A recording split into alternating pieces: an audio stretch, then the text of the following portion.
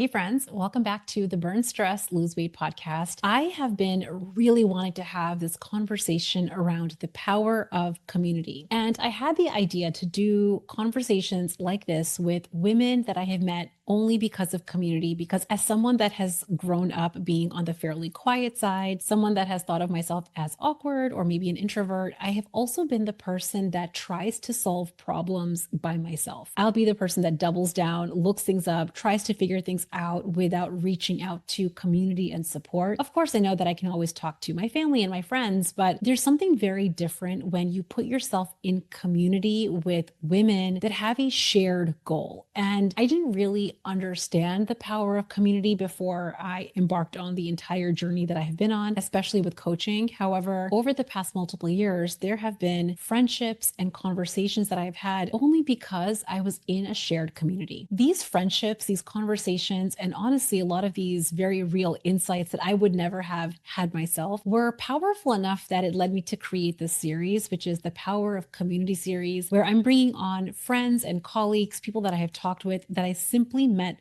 only because of community. I've been in different kinds of communities over the last many years. Some communities started out just in school, in college, then later on in medical school and residency. Then I had a community of new moms when I became a mom for the first time. Then I joined a community of early OBGYN attendings. And then I joined a community of entrepreneurs. And I will say that every community is like its own living organism. It has its own energy and its own vibe. And I really wanted to bring on some friends and colleagues that I have learned so much from. Today on the podcast, I'm bringing on my friend Steph Crowder. She's a business coach. She's going to introduce herself in just a minute so you can get to know her and why she has truly become one of my favorite people to talk to. She has pushed me farther than I think I would push myself. She's also believed in me more than I have sometimes believed in myself. And again, we're going to talk about that in today's podcast episode. Before we get into it, I do want you to know that we have a brand new resource for you. It's called the Body Reset Mini Course. This is a course for you if you're at that point where you're trying to figure out exactly how and where do you start in your journey to lose weight and feel better. You know that on this podcast, we talk all about having a weight loss strategy that feels like a lifestyle upgrade,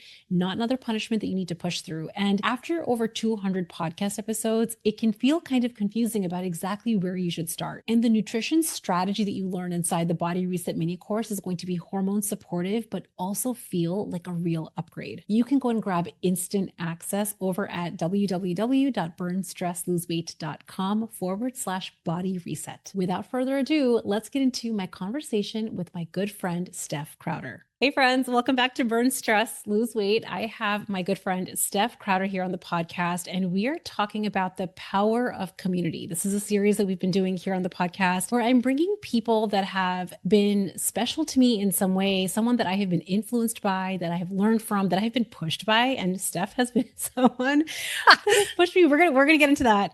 I really wanted to bring these people onto the podcast because without community, I would never have known you. And I would not have experienced some of what we're going to talk about today. So Steph, share with us, tell us about you a little bit, and then how we met and how we became friends. Yes. Well, thank you so much for having me on the show. I'm very excited about this. So I'm Steph Crowder. I am a business and sales coach. I got started in the work that I do about 10 years ago, a little bit more than 10 years ago. I was at the time working as the director of sales training at the company Groupon in Chicago. And that was a wild ride being part of that company. I started as a sales rep at 22 years old and was really, really bad at that job, actually. Almost got fired, was warned that I was like one step away from being fired. I called home to my parents in Atlanta and I cried and I said, please let me move home. They said no, which I'm very grateful for because I had to figure out how to make it work, which I did. Those were really great times. But as I got married to my college sweetheart and started to think about family and started listening to these things called podcasts, which nobody listened to at the time. I was listening to shows like the Smart Passive Income podcast with Pat Flynn, is hearing these stories of like everyday people who were like making money on the internet. I was like, what is happening? I became obsessed with it. And ultimately I ended up securing at the time, a part-time position with a company online called Fizzle. Fizzle is unfortunately no more, but it was a membership site that helped entrepreneurs make a living. And so they hired me to be their part-time member success specialist. So that was quite a leap. I went from director of sales training to basically a customer service person. But before long, I became like the head of their member success and a co-host on their podcast. And that's really where I cut my teeth and learned to become a business coach. I had the sales side already, but I really learned about online entrepreneurship from these incredible guys who founded this company. Ultimately, I ended up starting a spin-off podcast I still have today. It's called the Courage and Clarity Podcast, and started my own, coaching business under my own banner, so to speak. So what I really do now, what I'm focused on, especially this year, is I run a mastermind program called Sold Out Group Programs, and it helps entrepreneurs of all varieties start, sell out, and scale their own group programs. So we cover everything you need to know about having all of the clients you need year round to, basically hit all your business goals. So I help all different kinds of people in different niches, from, health and weight loss to relationships to ancient Egyptian hieroglyphs, like everything in between. It's very fun. So that's my story. We met, Priyanka, at a mastermind. Our coach and our friend, DL Sharon, we joined, I guess we met for the first time right before that. Yeah. At the Life Coach event. Yeah. I guess it was I have lost track of Life Coach Live, maybe, right? Mm-hmm. No, not Life Coach Live. One of the things, mastermind, one of the things. We were in Florida, and I don't know about you, but I met DL for the first time at that event. That was the first time we met in person. And I met you, and we joined her mastermind. And then we ended up in New York City in July of, was that 2022? No, I think it was 2 years ago. 2023. What year are we in? 20. Yeah, it was at least 2023. Yeah. It was a couple years ago now. Yeah. So I don't know. I'm trying to remember. I'm wondering if you remember exactly. Yeah. I just feel like you were like a fast friend for me. It's like we just kind of, sometimes you get in a room with people and you have a conversation, and I don't know. I've heard it described as like kissing a friendship frog. And I don't know. We had a friendship frog moment, and I think sparks flew. We've been friends ever since. I feel like that's exactly how I would describe it. I actually remember when we did meet, this was even before New York City. We met at an event. You and I were both friends with some of the same people. Yes. And so we happened to be sitting in the same row. Like, I want you all to remember, like, imagine you're sitting in an auditorium, and like you're sitting in a line in an auditorium, and you were a couple of seats down, and we just started talking about our careers and what we were doing. And I think that that's what you're describing, is that fast friend feeling where you can just tell from someone's way of being, the way they talk about things, what they're passionate about, what their mission is. I think that's kind of what I gravitate towards. And I definitely felt that with you. And then we shared a ride to the airport. That's right. And then we started talking about like our mom life and being a mom and being in our careers and wanting to be perfect in all the places. I think that's also where we really connected, was over our mom stories. And then we ended up both, in New York City, which I thought was so lovely. And I think what's interesting about this, and what I would love to kind of even get into, is I historically have been friends mostly with physicians, like physician moms, other doctor moms, because that has been who I've been surrounded with for so many years. And I think that actually meeting here, this was kind of one of those opportunities of becoming friends with people outside of your typical professional circles. I'm kind of curious what you think about becoming friends with people in communities like this that are completely outside of your typical mom life, like you meet at the bus stop or someone that you meet through school. Yeah, I think it has been so helpful. Well, it's so interesting. Like, first of all, you have your bus stop friends, and for me, like my gym friends, or, people that I know through my kids' schools, and those friendships are certainly valuable, but there is something about surrounding yourself with people who are going for a similar goal and doing something that you're just not going to encounter in your everyday life, right? Like, I don't know many people at all. Actually, really don't know anyone in my everyday life who has this particular ambition of like scaling an online business and having coaching clients the way that we do, right? And so it's so interesting when I think one of the most powerful things about being in community with you and people, quote unquote, like us, is you start to develop this vernacular, or this, like, I don't know, it makes it sound like we're in a cult. I don't mean to make it sound like a cult, but it's like, you understand special language, right? Yeah. Exactly. Like, I can pick up the phone and send you a Voxer message, and you'll instantly know what I'm talking about. We have these little phrases where we can be like, well, that's a thought, right? And call that out in each other. I could never say that to a friend that I have coffee with who like goes to my kid's school. They would be like, what are you talking about? Right. So I Right. think sometimes having that shared language, it's more than just the language, it's also like the striving and the fact that we have a shared goal, even though we're in totally different niches with very different skill sets and in Mhm. completely different experience and backgrounds.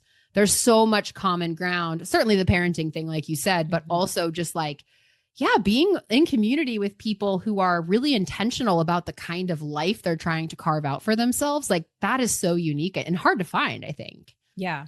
I was actually just thinking about the difference between, like, I have lived a lot of my life when I would go to the bus stop or when I'm with a friend where you say, "Oh, hey, how are you?" Mhm. And it almost, it's very different now that I'm very aware of it, but it feels almost like a platitude. When you see Oh, people in yeah. the hallway, when you're crossing somebody on the street, it's like, "Oh, hey, how are you? Hey, how are you?" And it sometimes can feel like a platitude when you're not really asking the question from a place that's like genuinely stop, tell me the long version of your answer. I want to actually know how you're doing. And I think that there is something about being in community where you have a shared mission or you're trying to go Yes. towards something. There's like a baseline filter. It is Mm. filtering in people that are intentionally going towards a big dream. And I think that there's something about surrounding yourself with people that are choosing that on purpose. Like Mm. choosing a big dream, that's scary. Yeah. It's scary to choose a big dream on purpose. 100%. And it's interesting that you say it that way because I hadn't really thought about it this consciously, but like I feel like I have different circles of people that I have that relationship with, but even for different dreams. So, for example, we're talking about like you're one of my closest business friends and we have that shared dream. But I also, you know, this, I also go to a boot camp gym almost every single day and I'll go to the same class and the same girls will be there. And it's like that's another version of this where we're all going for the crazy dream of like being our fittest in our 30s and 40s. Right. And it's like, that's another, like, it's interesting to think about the spaces that we're in and not just to your point, like the, hey, how's your father, the scripted Mhm. back and forth, but there is something sacred about like going against the grain, you know, at my boot camp gym, for example, like Mhm. most people in all of our lives, like aren't taking the time to do this crazy stuff Mhm. every single day. And in that case, I think that one's more of like an unspoken language. We don't even have to say anything at all to all know we're on the same page. But I think that just like cannot be overstated how special that is when you can find. We talk all the time about as women and moms about being in community, but I think this conversation is really interesting because it's like, yeah, but find yourself a community of people who are trying to like go to the same place that you are, that have some of the same intentional goals, that want the same kind of life as you. It does create like a very different kind of relationship, I think, versus like the playground meetups, you know, where it's like, oh, we all have kids. Like you can find deep friendships there. But Yeah. I know I've heard from a lot of people like, I never really found my people, right? It's like I tried to go to Mhm. the playground meetups and I never really connected with anybody. And it's like, I wonder if how much of that is because it was lacking that piece that we're talking about here. Yeah. I think what one thing that's coming up for me as you're sharing this is I think one of the things that community has done is it's taught me how to dream bigger. I didn't even know what coaching was up until a few Right. years ago. I didn't even know what a podcast was before 2018. I was like, oh, athletes have coaches, executives have coaches. I didn't really understand the space of coaching or mindset. And so for me, a lot of my quote unquote dreaming was just like you get an A on the transcript, you lose a pound on the scale. You have these kinds of micro goals, but Mm, I didn't understand the idea of vision or like a yeah. mission, like a long term, like what is the impact that I want to have? And I think community has pushed me to ask the question, do I want to have a bigger dream? What might it be? Even if you change it, letting yourself define it. And I don't think that I was ever doing that outside of invested community spaces. No Yeah. one's asking you that kind of question Right. Right. because I think And everyone's busy themselves in their own life. it would be so abrupt and maybe even unwelcome in some Yeah. circumstances to try to ask like, you know, hey, that is the amazing thing about having friends that you bond with in this way is we can ask each other the most like the deepest question and it's like a Mhm. Tuesday. Yeah. If I were to say to somebody at coffee, like just whatever, you know, where I'm talking about cheerleading or something Yeah. for my daughter, if I Yeah. was like, what are your, you know, what's your biggest dream? People would be like, what? Yeah. Excuse me? Like Yeah. it's just it wouldn't go in the same direction at all. Or like, what hesitation are you having about noticing her struggling with something? And I have had the most beautiful friendships outside of community as well. But there is this layer that I think is, I didn't even know I was missing out on almost Hmm. until I found community like this. Yeah. And I think that that kind of leads me to my next kind of question, which is in community, I think that there's something about feeling safe or like Mm. feeling the ability to be vulnerable, to share your thoughts about things, to share dreams, or to even allow yourself to dream bigger. How did you let yourself create the safety to be in a community? I feel like especially Mm. overachievers are very like DIYers, badge of honor to do things ourselves. So it can feel scary to be in a group or to be in a community. So what do you think about that? It's funny that you bring this up because I wanted to share this. When I think back on the first time that we met, I think that this may really come down to the power of vulnerability. I remember learning about vulnerability as a positive attribute from Brene Brown in some of her books, right? Before that, I would hear the word vulnerable and I'd be like, that's bad. You don't want to have vulnerabilities, right? Like it just leaves you open to scary things. And, when we met on the beach in Florida, I remember it just like stands out in my mind, Priyanka, is like you were having this exchange with DL, our coach, who became our coach. And I remember you being so open and honest. You were receiving coaching in this group and you became emotional. You were emotional in that coaching. And that was not expected. I was like, tears, why are you coming out of my eyeballs? I don't ever cry. But that, like, I'm not gonna say I'm not sure if we would have been friends if you hadn't cried, but it stood out to me. I remember being like, oh, like, I think it's subconscious, but when I see someone who has the courage to just be real, like, I feel like that's what magnetizes me in the communities I look for. Is like, I'm looking for realness, authenticity. I want to know that I can be my true self and be fully accepted and not feel judged and not feel like I have to edit myself. I feel like and many neurodivergent people who are successful probably resonate with this. Like, we've had to do so much editing of ourselves over time to like fit into certain spaces. So when you find somebody who has the courage to just let that all drop, I feel like it really magnetizes. So when I saw that in you, I was like, oh, this is going to work. This is going to work between us, because if she's courageous enough to show her stuff and, like, that's what she's up for, and I can hold space for that, then I know she'll be able to hold space for me as well. And I think like being friends with you in the relationship that we have, one of my favorite things that you'll say sometimes, you just even said it just now as an example, is tell me the long version. I want to hear the long version, right? I think you don't hear that in a lot of friendships. To your point, hey, how are you? Oh yeah, wow, it's been really busy. Oh gosh, me too. And that's usually the end of the exchange. But I think if you want to build true like safety and full acceptance in relationship, you have to, I don't know. I think that's where the bar is for me, is like that feeling that you get when somebody says, I don't want the short, I want to hear the long version. Like that's the good stuff. Yeah, I feel like actually I started saying that because I noticed that people feel like they need to hurry up their story in a conversation, or they feel like it's almost like they feel like they're a burden, or they don't want to take up space. They don't want to monopolize the conversation. They want to give somebody else a turn. And it's almost like, and I think this is especially true for women, it's almost like women need to hear permission that I actually really want to hear the long, unedited version. I have nowhere to go. Let's just sit here and enjoy the long version. And I think there's something about that more comes out. I think that more is able to come out. And I think it's like the underbelly of a real, to me, like deeper friendship. Yeah, absolutely. It's hard to find that. You don't find that every day, for sure. Yeah. I feel like there's also been one of the other differences I've noticed specifically with women I've met in community, become friends with, especially with you, is the difference between pushing each other. Like I feel I feel like I could like laugh and like not stop laughing. So we talk all the time and we will say things to each other bluntly. Yeah. But it's bluntly, and also there's so much safety in the friendship, and it didn't happen overnight. Like it's been slowly something that we have cultivated over time. But what do you think has been the impact of being able to have honest, blunt conversation that you might not have had otherwise? Yeah. Like what's been the impact of that for you?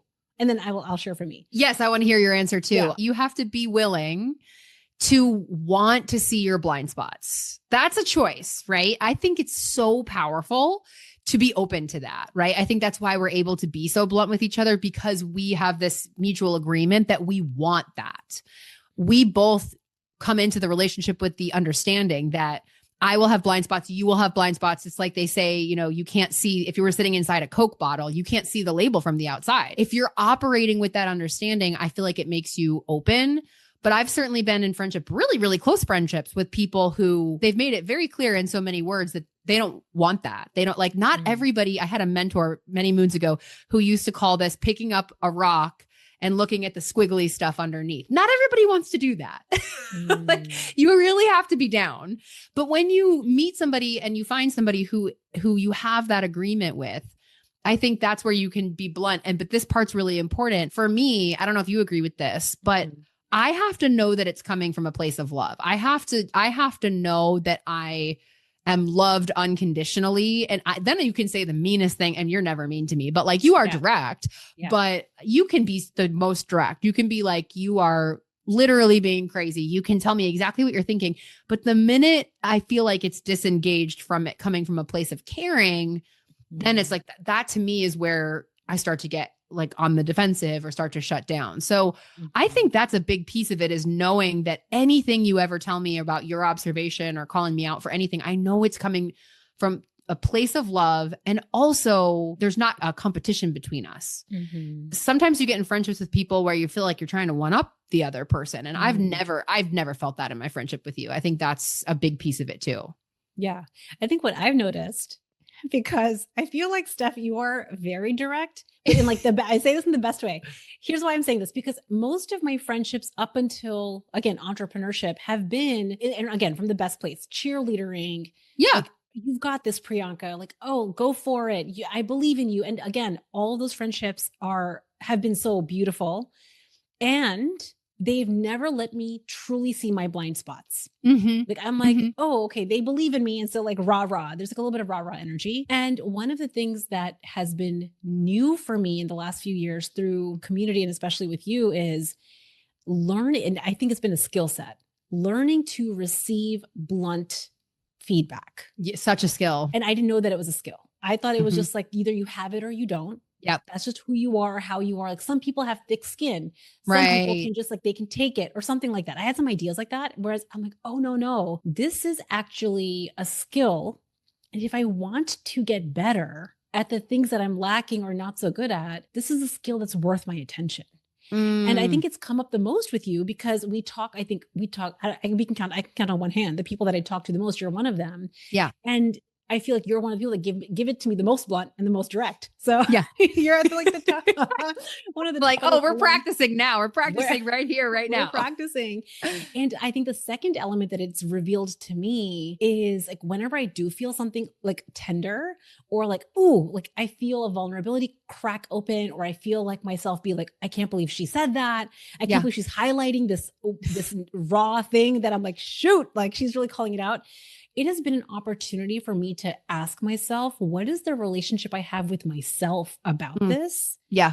And that part has, I think, really opened my eyes. Like where have I like been abandoning my own self?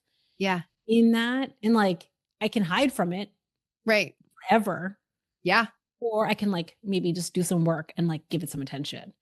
You know, as you're talking, it just came, this little idea kind of came to me that I think is really interesting to think about. The idea of, and I don't think either one of these are bad. They're just different. In our lives, you'll have cheerleader friends, and I would call them like sideline friends.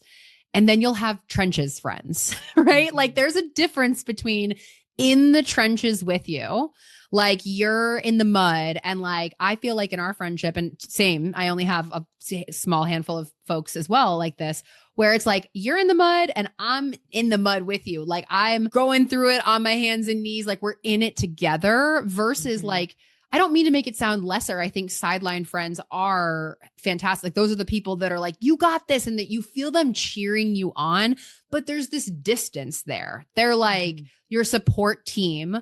But when you find a trenches friend, like that friend is willing to get some mud on them. And I would say that about our relationship is like, I think we've each been willing to get some mud on our face in order to help the other person, in order to be in more authentic relationship. And I don't know how many trenches friends you get in your lifetime, but it's not a lot. Yeah. And there's something that is so gratifying about that, which I think has been this like side effect that I wasn't anticipating with community. Yeah. It's like you think you're going to meet people that have similar goals, and like we all have growth goals and blah, blah, blah. But this has been, I think, a side thing that I wasn't anticipating that has been I think Yeah. really amazing.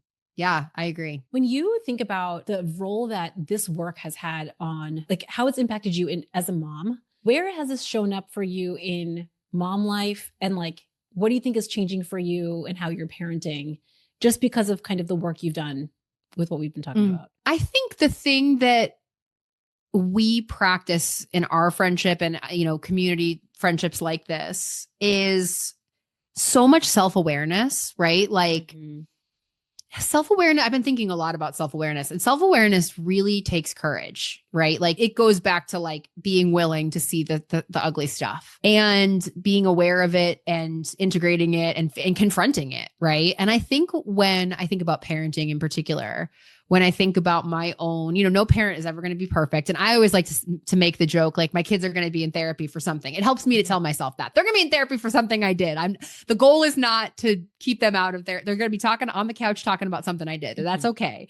Mhm. But I think when we think about the wounds that a lot of us carry from the parent-child relationship, I don't know about you, maybe this is just me, but for me, every wound that I think of has to do with not having felt seen in my childhood, right? Like not feeling acknowledged. And I think this happens a lot in adult child relationships. It's like my way or the highway.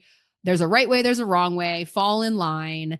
And there's not a lot of space to validate. There's not a lot of space to be like, this is how this makes me feel. And so I think because what we're talking about here has required me to build the muscle of self-awareness, that shows up in my parenting as well. Not that I would call myself an authoritative parent. Like I do believe in leadership in my parenting. Absolutely. But I hope my kids will say that like, when I do mess up, when I yell when I didn't want to yell, I am always going to repair. Like that's one thing about me is like, I am a repairer. I will come back and be like, hey, that wasn't cool how I did that. I'm aware that this happened. Like, is there anything you want to share about it? I'm sorry. And I think that's, again, talking about skills that you don't really learn. I didn't really get that as a child, but to be fair, I don't think my parents were taught that. Like generationally, I don't think that's a skill that like I'm the first in my bloodline to really be pioneering that. Yeah. And I think that comes from what we've practiced in community together. It's also like this, again, coming back to skills, it's the ability to introspect on some of our beliefs and some of the habits, like being told that you need to be quieter or that you can't be so big or you can't be so visible or so seen, and how like it's hard. Sometimes when you're living with that identity, it's hard to see it. It's like the Coke bottle example. But I think what you're reflecting on is the ability to reflect on your own beliefs is impacting how you parent. It's like letting you be like, wait a second, where did I pick that up? Or how did I learn that? And do I want to pass that on or maybe interrupt that cycle? Yeah. Like generational cycle. I think also, I don't know if you've seen this, like it's a joke on the internet, but I think it resonates with a lot of millennial adults now is like, the memes of what our moms said when we were younger. And it'll be like, I guess I'm just the worst mother ever. Right. And it's like, whenever a child has a perceived criticism, it's very tempting to take it very, very personally and be like, oh, well, you just think I'm like, that makes me a bad parent. But I think part of what we're talking about is our ability to separate, like, I can believe I'm a good mom and I can confront that I'm going to make mistakes and that I need to repair those. I think it's very easy for those things to become enmeshed. And then if it's going to be a comment on your identity every time you make a mistake, you're just never going to be able to confront that. It would be too painful, right? I actually think that a lot of what we've been talking about, just entrepreneurship in general, has like forced us to challenge some of these the most. Like how you think about yourself when you mess up, how you think about yourself when something is going off track or on the side. Like to me, that has been the part that I think has influenced my parenting the most is me parenting myself whenever I'm messing up, going off track. And then you get to reflect back or I get to reflect to you like, why are you being so mean to yourself? Or why are you so down on yourself? Like, how would you talk to your own daughter about this? Yeah. Yeah, exactly. As we're talking about this, I'm curious if you agree. I just want to share this because I think it really is so important. And I'm thinking about your listeners who are going after their big goal. I just want to say, as I think about the fact that I've been doing this work and going after these big, bold business goals for 10 years, I don't really think I would still be doing this. Like, it really is that serious. I don't know that. Well, one thing I didn't share is I did quit my business at one Mm. point. Like, and it was actually a time of high success, but I was I know this is before I found life coaching. I had the business coaching side, but I had no idea that my thoughts create my feelings. So Mhm. now that we've worked on that, I'm able to work through it. But I, like, post pandemic, convinced myself that quitting was a good idea because it was me and my brain inside the four walls of my office. And I really wasn't having enough conversations with people who could be like, hey, now that's crazy. You don't need to do that. You don't need to burn it down. Like, let's talk this through. And so I do think, like, I see this a lot in my clients as well, who are entrepreneurs, of course. Like, one of the things I always say is, like, don't try to do it by yourself. Like, I think trying to do it by yourself is a recipe for quitting. I think it's so much easier to just be like, no one's going to care if I stop, right? Like, it's not going to make a difference if I just walk off the racetrack right now. Nobody's paying attention anyway. But if you really want to make change and you want to do something in your life that nobody else around you is doing, it is your mission. I think it's not optional. You have to find people who are on that path with you, because when it gets hard, those are the moments where you and I we've cried to each other and just been like, how am I supposed to carry on? I just don't think I would be here. I don't think I would be doing the work that I do if I didn't have this very small, trusted board of advisors who tell me, like, hey, you just need to pick yourself up and keep going. Right. Yeah. I love that you're saying that. I haven't ever thought about it in that way, the way that you just described. When you hit the obstacles, which we're going to hit, if you have a goal or you have a dream, like, welcome to just how it's going to be. Yeah. I think especially overachievers, because we're so good at overcoming obstacles, or like having the smooth path. Like, I'm thinking the doctor life. You go to med school, then you go to residency, and then you just step A, B, C, D, you're going to get to E. But what we're talking about is like the twisty, windy road. I think the first thing that we will do is our brain will convince us to stop. Totally. And it will come up with so many justifications. And I think that what you're saying is, like, you get to have someone outside of you being like, hold on now. Yeah. I don't know whether you realize it's just a bump in the road. Yes. Yes. It's just a bump in the road. Like, why are you stopping? Yeah. And to make you feel less alone, and also reflect back your truth and your strengths, right? Like, it's just, I know for me, my brain just goes to the place of all or nothing. It's one of the top things I think you say to me is, you'll be like, okay, this is kind of all or nothing right now, Steph. You're kind of getting into the black and white thinking. But maybe you would agree. I kind of think that might be a high achiever thing, where it's like, I'm either all in or I'm like, I'm not going to bother. Right. And so that shadow side of like, well, I didn't do it perfectly, so we're just not going to do it anymore. Yeah. I would so easily convince myself that it's not for me if I had to do it alone. Well, a big piece is the gray requires effort. Navigating the gray zone requires intentionality, effort, a little bit of brain power. And when an overachiever is already feeling overextended, it's easier to live on the fringe of like, if I don't do it perfectly, then I might as well completely give up, because the gray zone is more effortful. So I think that that's why that happens. But this is why, again, having the community, having the friendships, like what we're talking about, I think highlights that. Yeah. Do you feel like there's ever been a thing where, because we've now known each other for many years, when you like see a common pattern or a trait that you're like, this is a thing you do, like it's years old now, and maybe I haven't asked for coaching on it, or maybe I'm not bringing it up, but are you like, oh, like she needs to know that this is a thing she does? Is that what do you think? Is that something that comes up for you? Definitely. And I think I was thinking about this even as it relates to like a client who I've been observing a pattern in. And it's like, I think in these types of community spaces where, you and I are friends,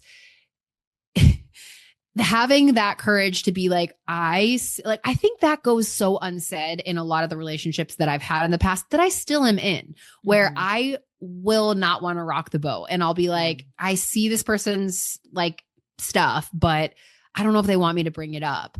When you are in community with somebody and you have this, like our friendship, where you have this like inner circle feeling, I think there is a way to again, coming from a place of love, like gently say like, hey, like I see a pattern. Do you want to hear about it? And sometimes the answer is no. Like sometimes it's like, well, for me, it's like, no, tell me everything. Tell me everything. That's just me though. What you will do is you'll be like, and this is my observation, you'll be like, okay, like we'll talk about it, but you have to hold on to it for a long. You're like, okay, Yeah. but I'm not ready to let it go yet. Right. Yes. Yeah. Or And else be like, Steph, but say it nicely. yeah. Exactly. Say it Right. with like a nice tone. Don't say it in a Right. mean way. That is true. You'll be like, Yeah. I'll be like about to give feedback. And you're like, just so you know, I'm like Yeah. really feeling tender about this. Yeah. Right. So Yeah. I think that is actually really instructive is like Yeah. telling the people that you're in community with, tell them what you need from them. Right. Yeah. Like our other friend that we're close with, Claire, Yeah. she's part of this little inner circle of mine and one of my support people. That's what she'll do is she'll say, like I need a minute. Like I'm not open to this right now, but I will get there. And she always gets there. So I think part of it is also, this is interesting. We haven't talked about this yet, is like also having the courage, not even always having the courage to say what needs to be said, but to speak up for what you need. Hey, I need to pause on this. Like I want to hear it, but I need a minute to like, it's not landing right for me. It's starting to hurt my feelings. I need to take a minute. Right.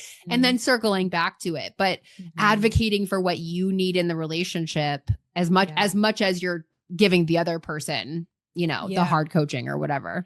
I've never been able to, I know that people do that, like the whole give me a minute thing. Yeah. I'm like, rip off the Band-Aid and tell me right now. I want the whole thing, give it all to me. And then I can go like be in my corner and like process it.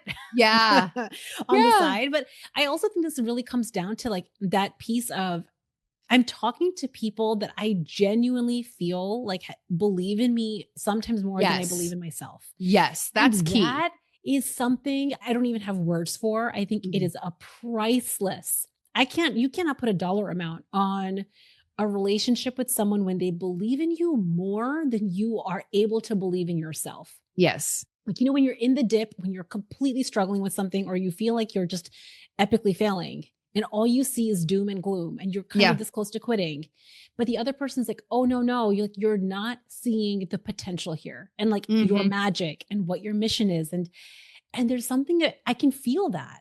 I think that we can feel that when the other person is believing in us, there's a little zhuzh that happens. Like it's a little pet, or like if your coach believes in you, when your coach believes in you, more than you ever can believe in yourself, something about that zhuzh. Yeah.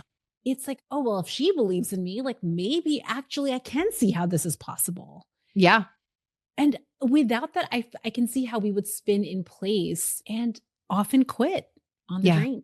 Yeah, exactly. I think the thought there is like, oh, I'm not able to see my brilliance right now, but she sees it. So it must be there. So I guess I better keep going. Right. It's just like the littlest nudge. Sometimes it's like, think about like whenever we're like imagining our journey in the universe, sometimes the smallest nudges push us into a totally different direction. Yeah. So when I'm about to just be like, why am I doing this? This is too much effort. The failure is too tender. The tiniest little bump. It's like, imagine a little hip bump. Yeah. You give me a little hip bump and you're like, Priyanka, stop it. Stick with it. I'm like, okay, good. Done and done. Yeah. I'm like, it just nudges me in a totally different direction that I 100% wouldn't have been able to do. Yeah.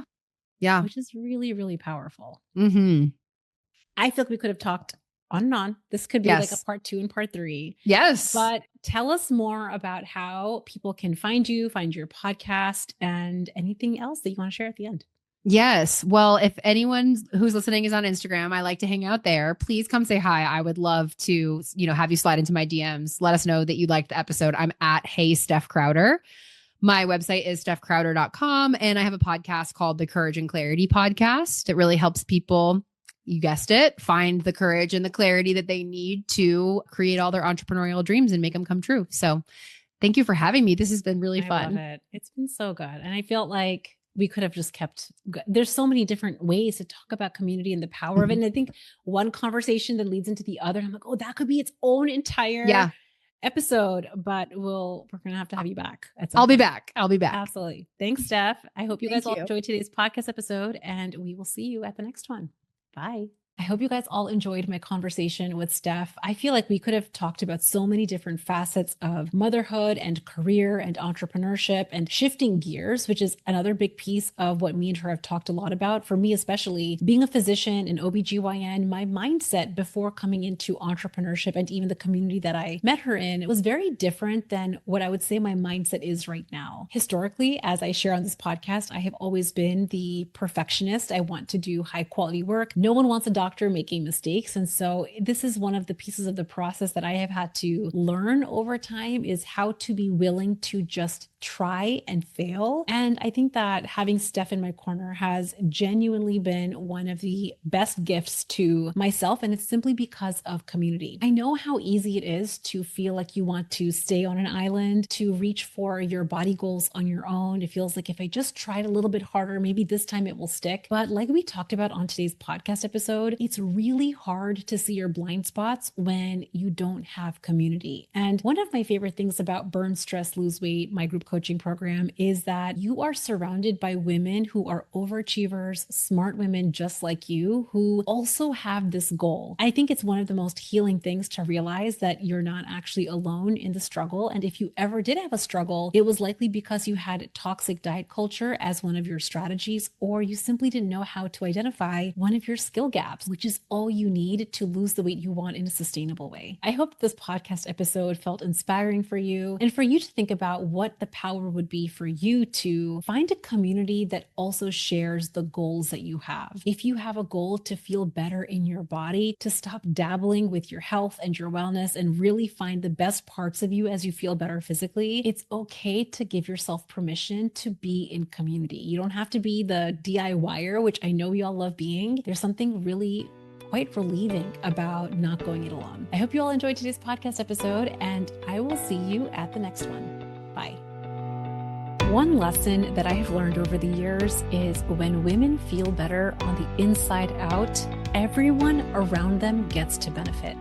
Your career, your family, you all get to claim the up level. So if today's podcast episode gave you a new way to think, or maybe challenge an old perspective that you've had, take it with you the rest of this week. And if this podcast episode resonated with you, I would love it so much if you could leave us a rating and review, and share this episode with a friend or in your local community. And if you know you want more support and structure in achieving your body goals this year, it might be time for us to work together. Head over to www.burnstressloseweight.com, where I have the latest resources and all of the information about how you can work with me. I hope you guys have an amazing week, and I will see you at the next one.